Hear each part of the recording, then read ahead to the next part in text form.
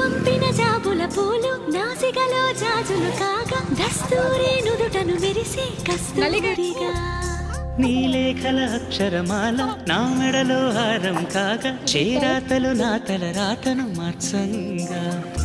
నువ్వు రాసిన ఈ ఉత్తరమే నా మనసుకు అర్థంగా నువ్వు చేసిన ఈ సంతకమే మన ప్రేమకు పసుపు కుంకుమ అర్థంగా